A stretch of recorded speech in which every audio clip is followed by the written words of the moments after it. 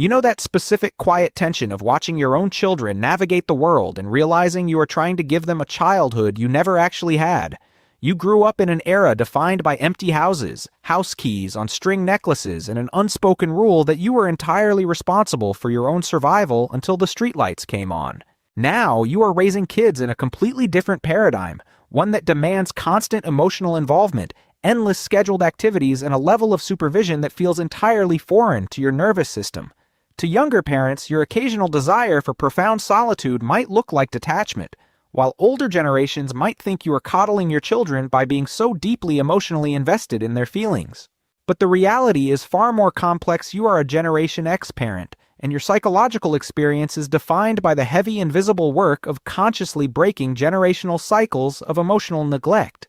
Society generally looks at modern parenting as a straightforward set of skills, assuming that everyone naturally adapts to the contemporary standards of hypervigilance and endless digital tracking. So when you express exhaustion at the sheer volume of emotional management required today, the immediate cultural response is often to suggest a new scheduling app or a better morning routine. People do not realize that your brain was wired during the ultimate era of parental absence, where resilience was not taught. It was simply demanded as the baseline condition for your daily existence. This misunderstanding often makes you feel a strange guilt, silently wondering if you are doing too much for your kids, or if you are inevitably going to fail them just like the adults in your own past. Feeling completely overwhelmed by a simple school project or a minor emotional crisis is not a lack of parenting skill. It is the collision of two entirely different historical paradigms of childhood. For those born roughly between the mid-60s and the early 80s, the foundational narrative of childhood was defined by a stark, profound independence, often born out of necessity rather than deliberate philosophy. You internalized this narrative, deeply treating your ability to self-soothe, solve your own problems, and quietly manage your own distress as the ultimate necessary armor against an unpredictable world. But when you became a parent, you consciously decided that your children would never have to rely on that same cold armor, vowing to provide a soft, emotionally responsive environment. You quickly learned that building this emotional safety net from scratch requires a massive amount of psychological energy because you are essentially writing a blueprint for a house you have never actually lived in. Therefore, when you feel emotionally stretched to your absolute limit, it is because your nervous system is constantly translating your feral independent childhood into a safe, structured reality for someone else. In psychology, researchers study how early childhood experiences of high autonomy and low supervision create adult profiles characterized by extreme self-reliance and a deep ingrained skepticism of authority. Reports from organizations studying family dynamics show that Gen X parents often overcompensate for their own latchkey upbringings by becoming intensely involved in their children's daily emotional and academic lives. Furthermore, sociological studies suggested that this generation is uniquely caught in the middle, providing unprecedented financial and emotional support to their young adult children while also caring for aging parents.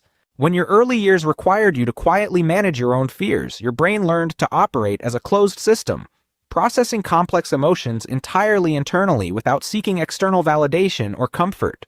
Your mind essentially wired a relentless internal monitor that believes asking for help is a fundamental failure, making the intensely collaborative nature of modern parenting feel deeply inherently uncomfortable.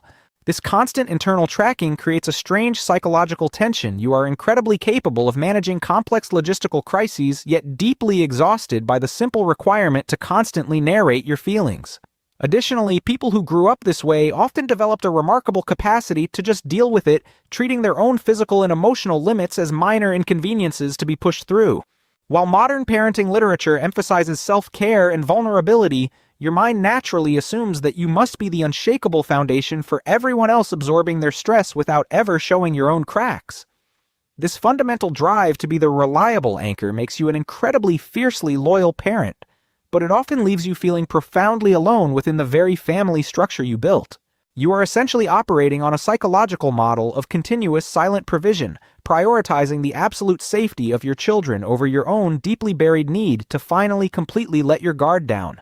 You can actually feel this structural exhaustion in your physical body whenever a situation arises that demands intense emotional processing or prolonged uninterrupted engagement with the endless noise of modern childhood. It feels like a sudden heavy weight settling in your chest when the house is too loud, mixed with an intense, almost physical craving to just disappear into a quiet, empty room for an hour. Your nervous system reacts to the constant sensory input of contemporary family life as if it is actively fighting a threat, because your baseline for safety was established in the absolute quiet of an empty house. Imagine the sensation of constantly standing guard at the door of a fortress you built with your own hands, desperately ensuring that nothing harmful ever slips through the cracks to touch your children. It is not that you do not love being deeply involved. It is that your biological system is constantly flooded with the adrenaline required to anticipate problems you never had anyone to protect you from. When someone expects you to effortlessly manage the endless social metrics of modern parenting, you might feel a sudden spike of deep resentment, a quiet rebellion against the sheer performative nature of it all.